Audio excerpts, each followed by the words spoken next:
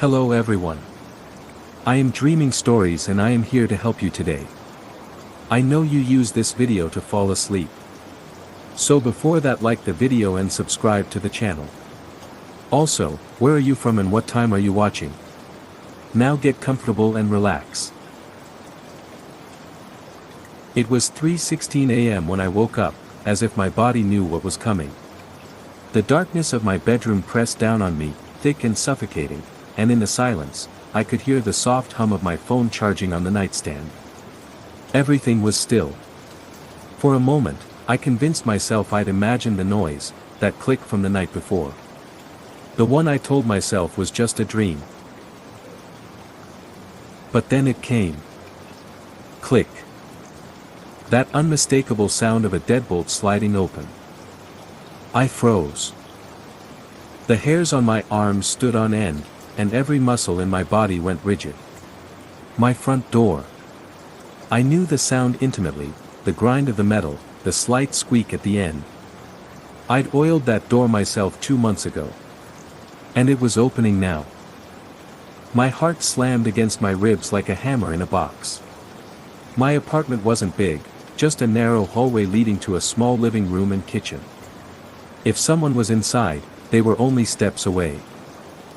I didn't move. Didn't breathe. The silence stretched. And then, the sound of the door closing. Softly. Gently. No footsteps. No voices. Just silence, like the night was holding its breath. I swallowed hard, my mouth dry, and finally reached for the baseball bat I kept by my bed.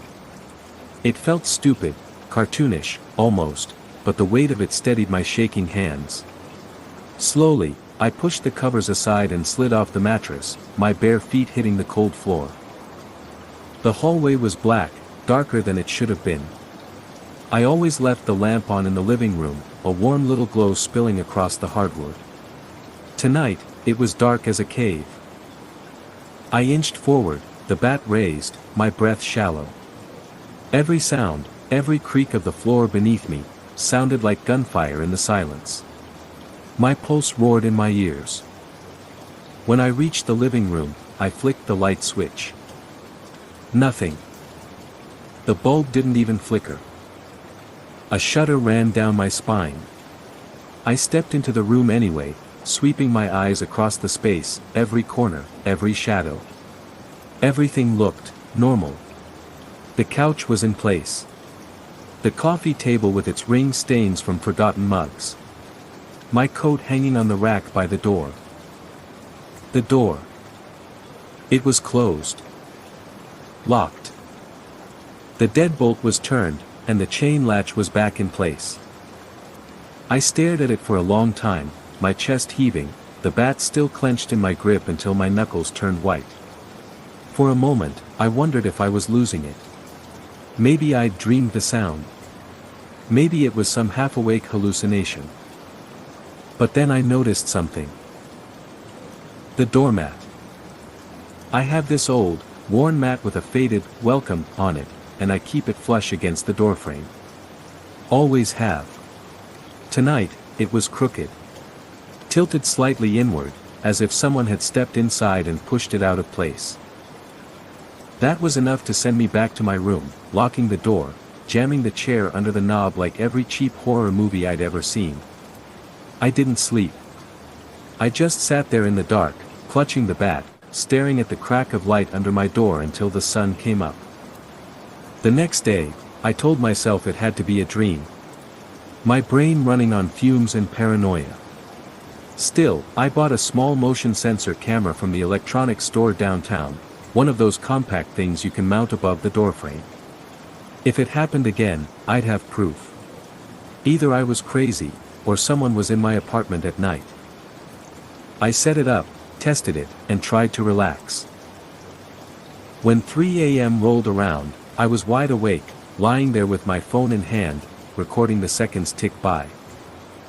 3:16. My throat tightened. 3:17. The sound came. Click. The deadbolt slid open like butter, smooth and easy. My breath hitched, and every instinct screamed at me to move, to run, but I didn't.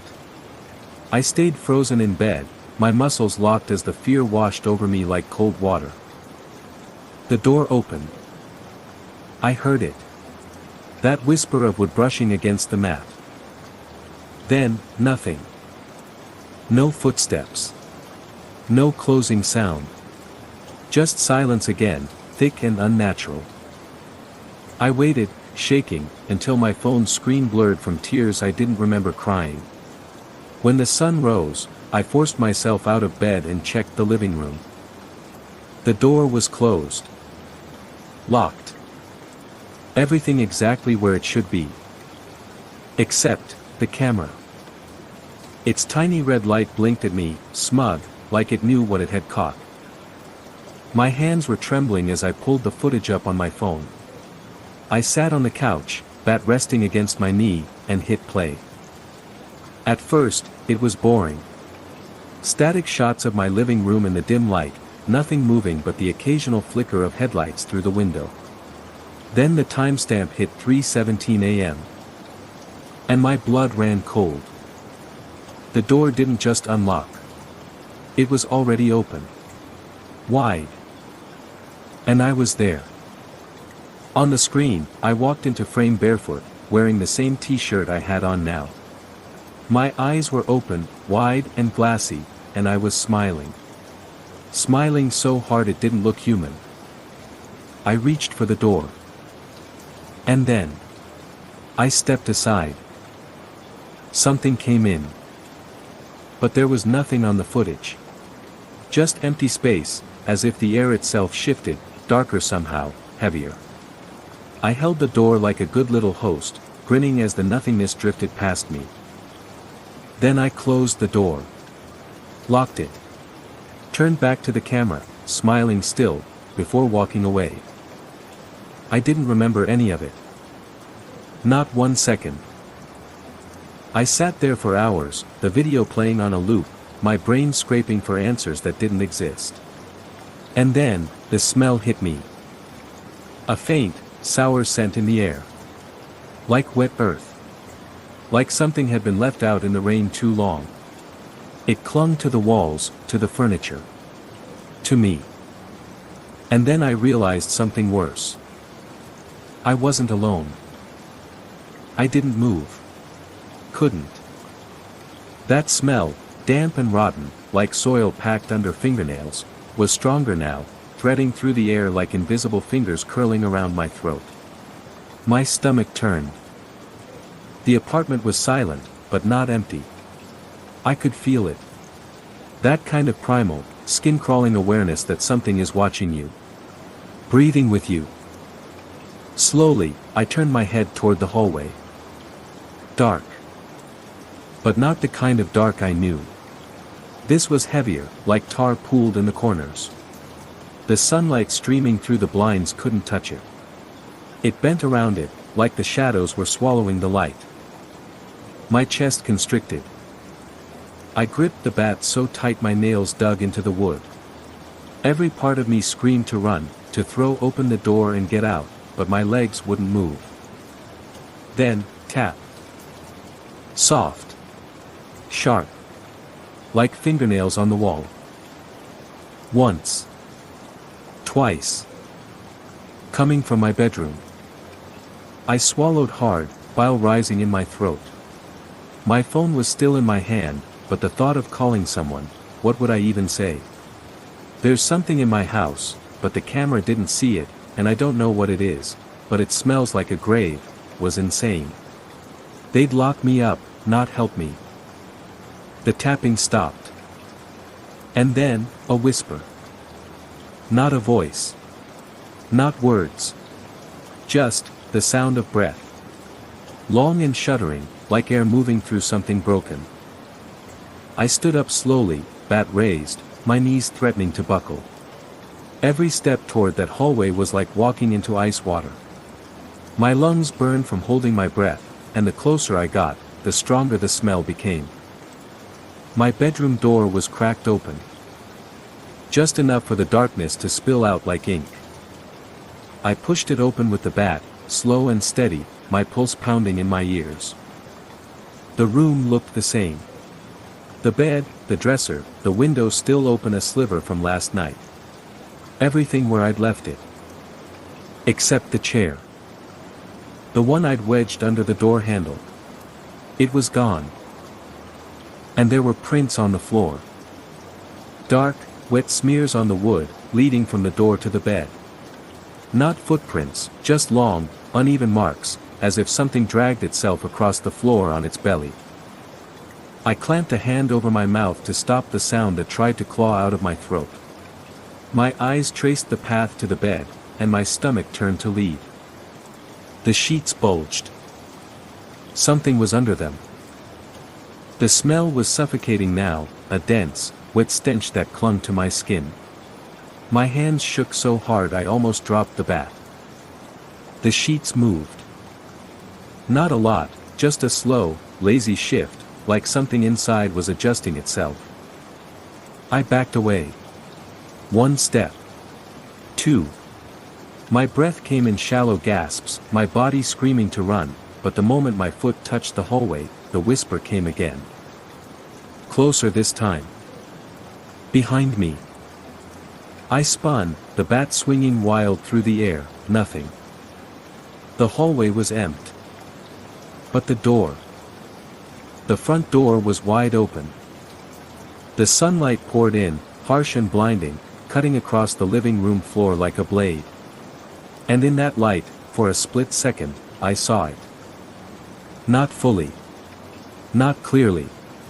Just a shape, wrong in every way, crouched low against the wall like a spider folding in on itself. Limbs too long, bent at angles that made my bones ache just to look at. Its head tilted, and though I couldn't see its face, I felt it smile. Then it was gone. The light blinked, like someone killed the sun for half a second, and when it came back, the space was empty. The door was still open. And on the mat, where the shadow had been, was a smear of black. Thick and glistening, like oil, but when I stepped closer, I saw the truth. It wasn't oil. It was blood. But not red. Black. Thick and clotted, seeping into the fibers of the mat like it belonged there. I ran. Barefoot, down the hall, through the open door, out into the daylight. The air outside was sharp and bright, too bright, burning my eyes as if I'd been underground for weeks. I didn't stop running until I hit the corner store 3 blocks away, collapsing against the cold glass of the vending machine outside. People stared. Cars honked. None of it felt real. When I finally looked down, my hands were shaking so hard I could barely hold my phone. The screen glared back at me, mocking me with the frozen frame of the video I'd left on pause, me, smiling at nothing. Letting it in. I should have deleted it. Burned the phone. Walked away and never looked back. But I didn't. Instead, I called someone I hadn't spoken to in years. Someone who told me, when I moved into that apartment, to check the locks. To never open the door at 3:17 a.m. The call rang once. Twice. Then a voice, low and sharp. You heard it, didn't you? I gripped the phone so hard my knuckles burned, my breath coming out in quick, shallow bursts. You knew. My voice cracked. I hated how desperate it sounded. What the hell is going on? Why did you tell me that? A pause. On the other end, nothing but a faint rustling, like paper sliding over wood. Then. Where are you right now? The voice was calm. Too calm. I ran out, I stammered. I'm outside. A store. I'm not in the apartment. Good. A sigh. Don't go back there. The words hit me like a slap. What do you mean, don't go back? My stuff's in there. My. Forget your stuff. The voice sharpened, cutting through my panic like glass. You're alive. That's all that matters now. Listen to me very carefully, it's not about the apartment. It's about you. The world tilted. For a second, the noise of the street, the hum of cars, the chatter of people, felt a million miles away. What do you mean? Another pause. Then. When you opened the door, you let it mark you. I felt the words like a weight on my chest, pressing down until I could barely breathe. I didn't open the door, I whispered. My voice sounded small, like a child's. I didn't. Yes, you did. The voice softened now, almost pitying. You smiled. You welcomed it in. That's all it needs. My stomach twisted into knots, while clawing up my throat. The video flashed in my mind, the glassy eyes, the grin splitting my face in two like it didn't belong to me. I don't remember doing it, I said, almost to myself. You weren't supposed to, they replied. It's easier that way. Something cracked in my brain then, like a brittle branch snapping in the cold. My knees went weak, and I slid down the side of the vending machine until I was crouched on the sidewalk, people stepping around me like I wasn't even there. What happens now? I asked. The silence on the other end stretched so long I thought they'd hung up. Then. You can't undo it. You can only survive it. My throat closed up. Survive what? You've got 3 nights. After that, a pause, then a whisper like a blade drawn from a sheath, it takes you. I stared at the phone screen, at the call timer ticking up, each second punching holes in my reality. How do I stop it? I demanded. Tell me how to stop it. You can't stop it, they said. You can only keep it out. Every night.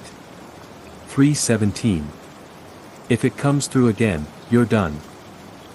A chill ran through me so deep it felt like ice water in my veins. My voice shook. And if I keep the door locked? Chain, deadbolt, everything. They laughed. Low. Joyless. Locks don't matter. Doors don't matter. It's already inside you. It doesn't need permission anymore. It just likes the ritual. My stomach lurched. I looked down at my hands, still trembling, pale, and for the first time I noticed the black smear under my nails. Sticky. Thick. Like tar. What do I do? My voice cracked like glass. You have to make it choose something else. What does that even mean? I shouted, my voice drawing stares now, heads turning as strangers slowed to watch me unravel. But the line went dead. I stared at the phone, the screen dimming in my hand, the reflection of my face warping in the glass. My grin from the video burned into my brain. Something else. Make it choose something else. How the hell was I supposed to do that? I didn't go home. I couldn't. Not yet. I sat in a diner 3 miles away, nursing a coffee that tasted like burnt dirt, my reflection swimming in the greasy window. I hadn't eaten all day, but the thought of food made my stomach coil in on itself. Outside, the sun dipped low, smearing the sky in bruised purple and gray. Night was coming, dragging its claws across the horizon. My phone buzzed. Unknown number. I stared at it until it stopped ringing. Then it buzzed again. And again. I silenced it, shoving it face down on the table. My hands wouldn't stop shaking. When the waitress came by to refill my cup, I flinched so hard she nearly dropped the pot. She gave me this look, half concern, half oh great, another freak, and shuffled off without a word.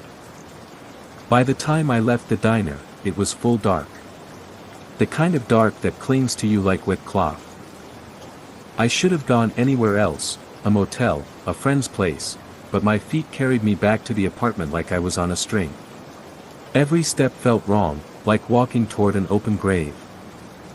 The building loomed ahead, hunched and silent, the window's blank eyes staring down at me. My key felt like ice when I slid it into the lock. The door swung open too easily. And the smell hit me like a punch. Wet earth. Decay. Rot blooming in the walls. I stepped inside, every nerve screaming. The living room was dim, shadows pooling in the corners like oil slicks. My shoes stuck slightly to the mat. When I glanced down, the black smear had grown. Spreading. Veins crawling through the fibers like roots. And then I heard it. From the bedroom. That whispering breath. Slow. Hungry. The bat was still on the couch where I'd left it, and I grabbed it like a lifeline. My pulse thundered so loud it drowned out the world as I moved toward the hallway, each step heavier than the last. The bedroom door was shut now. I hadn't shut it. I pressed my ear to the wood, my breath shallow, and what I heard froze the blood in my veins. Not one voice. Two. One was the broken breath whisper I'd heard before. The other was me. Laughing. It wasn't loud laughter. Not the kind that bursts out of you, sharp and uncontrolled. This was low and soft, curling through the air like smoke. A sound that didn't belong in my throat, feral, broken, too wet around the edges. I staggered back from the door, bile burning up my esophagus. The bat trembled in my grip, slick with sweat. I wanted to run, I really did, but my feet rooted themselves to the floor like the hallway had grown teeth and swallowed me whole. My own voice, still laughing, murmured something I couldn't make out. The whispering answered, dry, rasping, almost curious. Then the bed creaked. Something shifted inside. The door clicked. Not open. Not closed. Just a small, deliberate click, like a throat clearing. I bolted. Through the hallway, past the living room, out the front door. My lungs were knives, each breath stabbing deeper as I tore down the stairs, across the cracked pavement, into the alley behind the building where the world was wide and empty. I didn't stop until my knees hit the asphalt. For a few seconds, I just knelt there, the night spinning around me like a carousel from hell. I pressed my forehead to the cool ground, my breath ripping out in short, ragged sobs. Then something warm touched the back of my neck. Just a brush. A graze. Like fingertips. I shot upright so fast I saw stars. The alley stretched long and hollow, dumpsters crouched like sleeping beasts. No one there. Nothing but shadows that felt too thick, too watchful. But the air was wrong. Heavier. Breathing. I stumbled back, my heels scraping concrete, until my shoulder slammed into a brick wall. My phone was still in my pocket, I fumbled it out, fingers slick, and hit the screen. 3:11 a.m. My gut turned to ice. 6 minutes.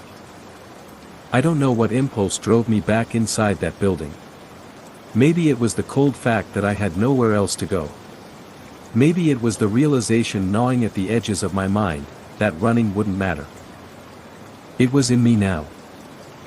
That voice on the phone, flat and certain, you can't undo it.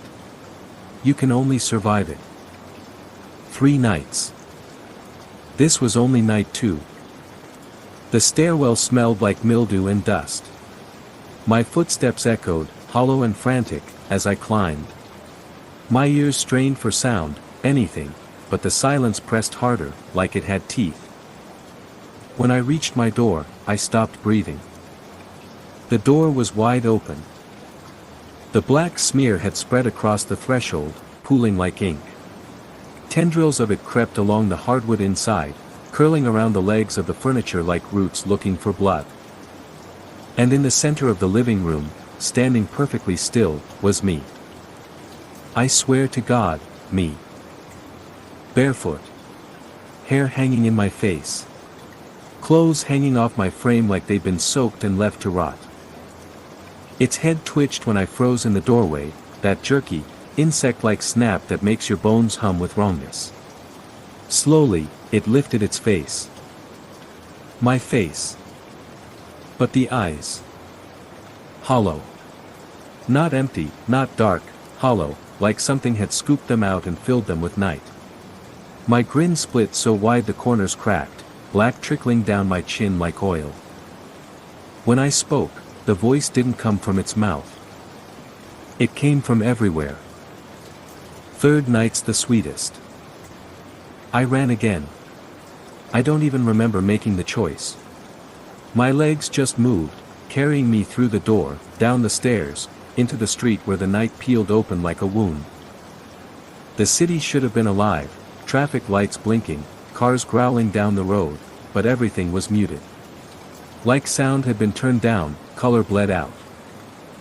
I didn't stop until I collapsed under a flickering street lamp 3 blocks away, bat long gone, lungs clawing for air. My phone screen glowed in my hand. 3:17 a.m. And then it buzzed. The same unknown number. I answered on instinct, my voice shredding itself on a whisper, "What the hell is happening to me?" The silence stretched, thick as tar. Then. Look behind you. Every muscle locked. Slowly, like my neck was rusted iron, I turned. The street was empty. At first. Then, out past the ring of sickly yellow light, the darkness shifted.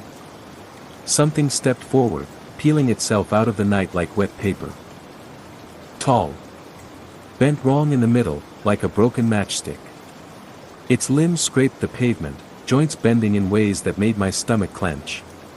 And its head, tilted too far, hanging by a thread, face split in a grin I'd seen before. My grin. And behind it, the shadows moved. Not one. Dozens. Every single one with my face. I don't remember running. I don't remember the blocks or the alleys or the sirens that may have been real or just the blood screaming in my ears. What I do remember is where I ended up.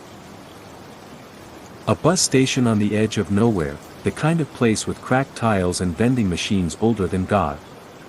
The fluorescent lights hummed overhead, casting everything in that sick, washed-out glow that makes the world feel paper-thin.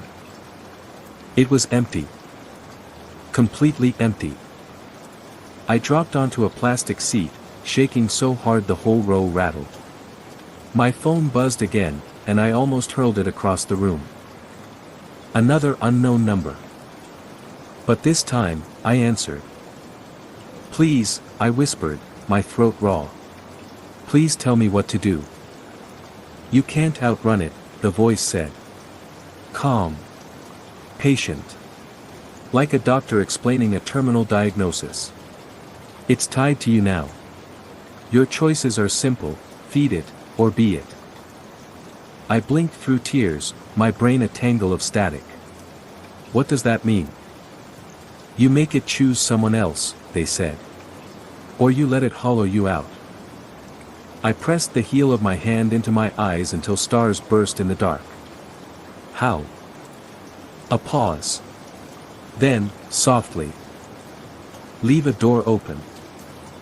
Those 4 words sank into me like a nail through bone. Leave a door open. The phrase rolled around my skull, splintering into questions that made me want to scream. Whose door? My voice cracked like glass. What are you saying?" The person on the line didn't hesitate. "Doesn't matter. Someone else's. A stranger, a friend, a family member. Leave the door open at 3:17. It likes an invitation. Give it one that isn't yours."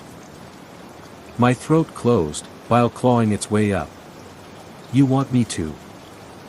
I'm telling you the only way you don't end up wearing your skin inside out." The line went dead. I stared at the phone, at my reflection warped in the cracked glass of the bus station window. My pulse pounded so loud it drowned out thought, but under it, something else throbbed, a rhythm not mine, crawling under my skin like maggots under gauze.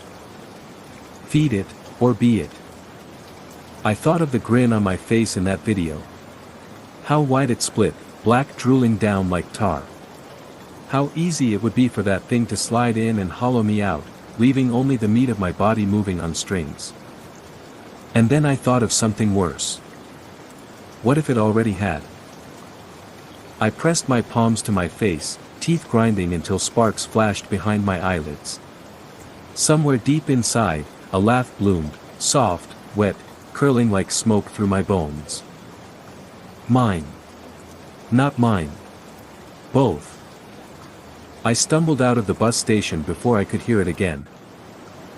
The night had teeth now. Every shadow stretched too far, limbs bending like broken marionettes. The street lamps buzzed sickly overhead, their light slicing the dark into bleeding strips. I walked fast, head down, scanning every window, every flicker of movement.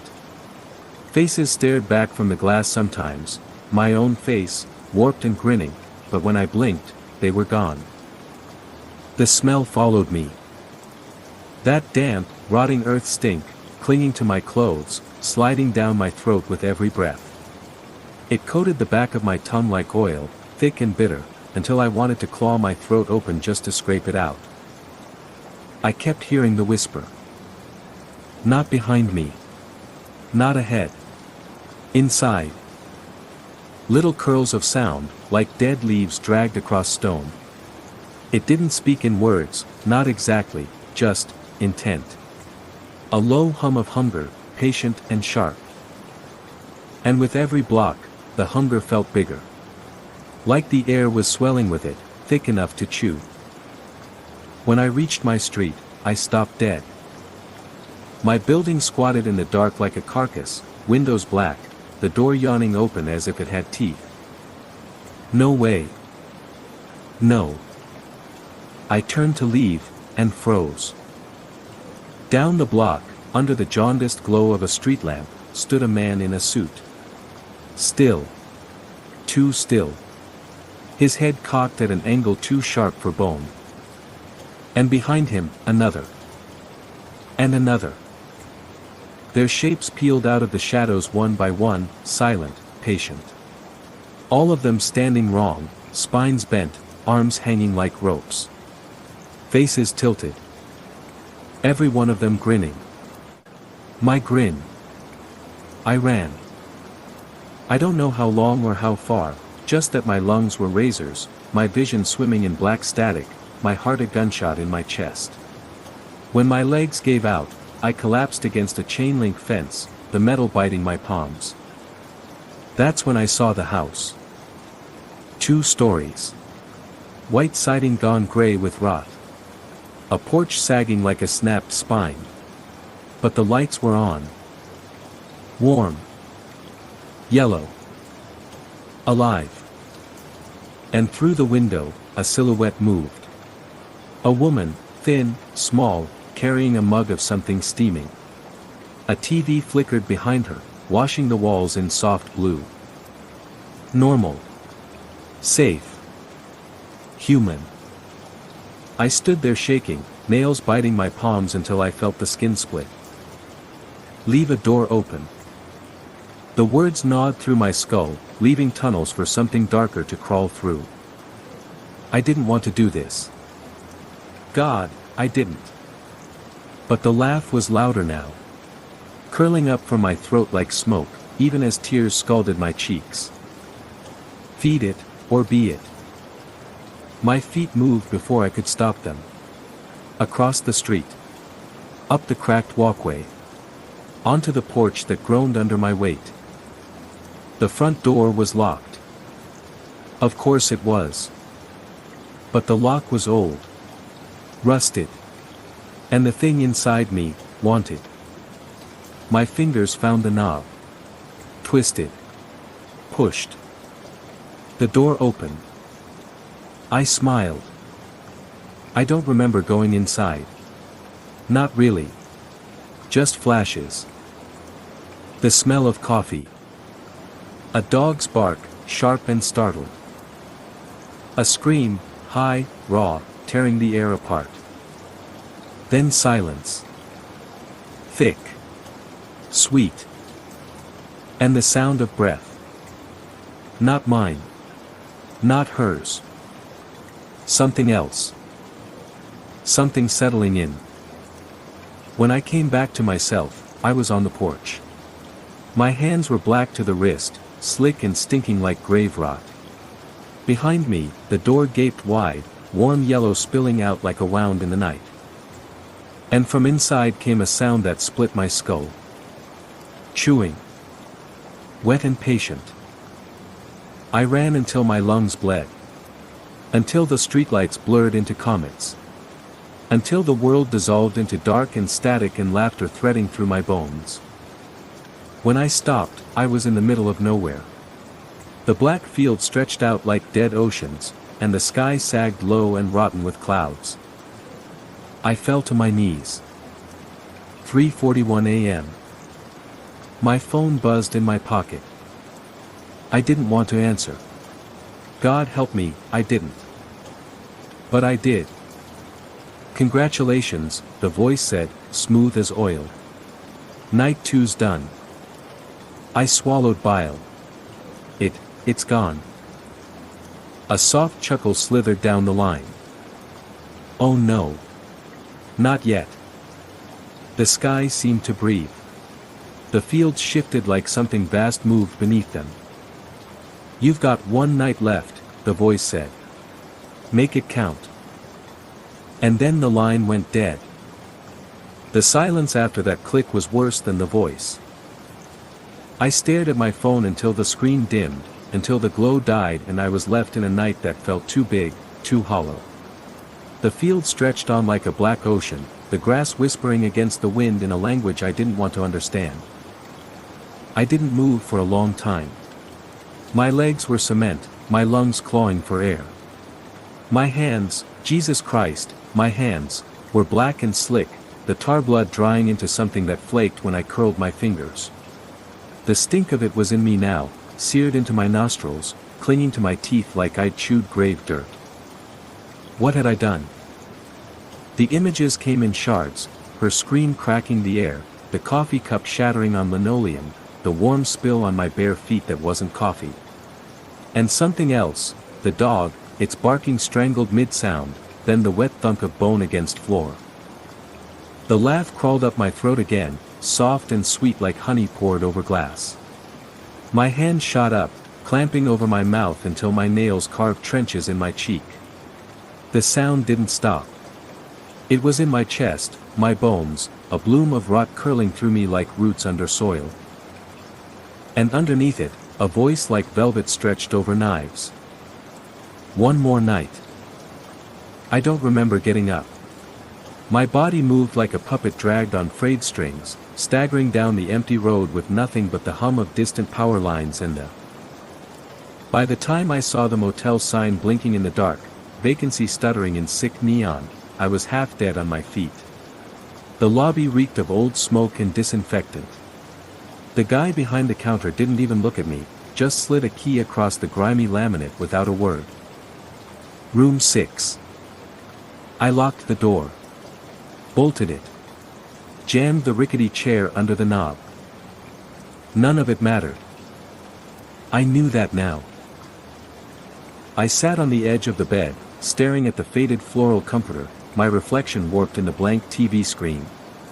My grin shimmered back at me in the glass, too wide, too sharp. For a second, I swear it moved before I did, lips peeling back to show teeth that weren't mine. The phone rang. Not my cell, the dusty landline on the nightstand. The sound slashed through the silence like a blade.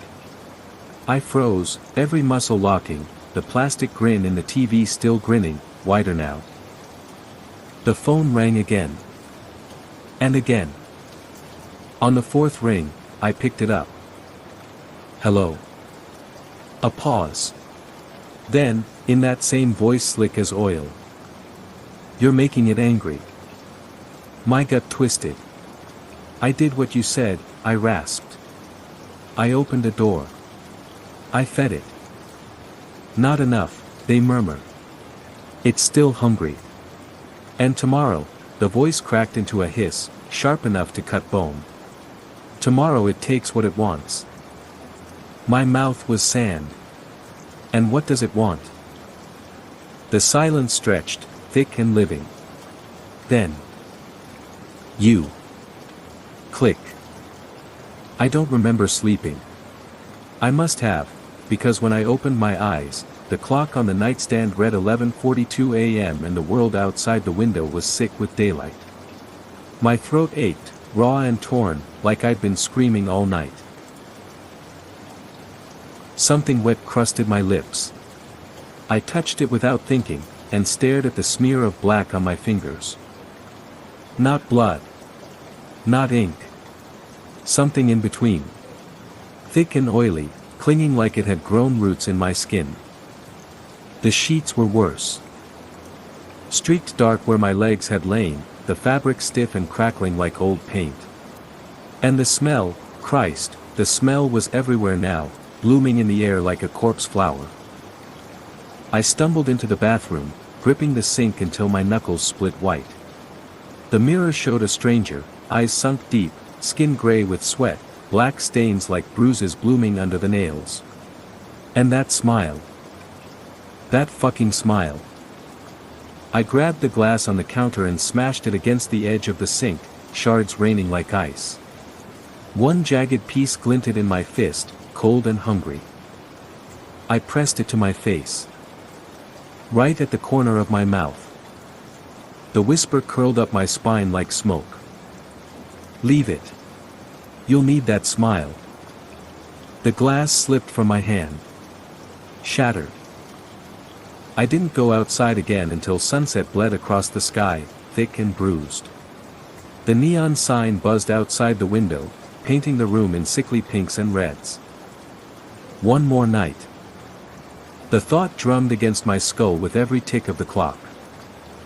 Feed it, or be it. The motel key weighed heavy in my palm as I slipped it into my pocket.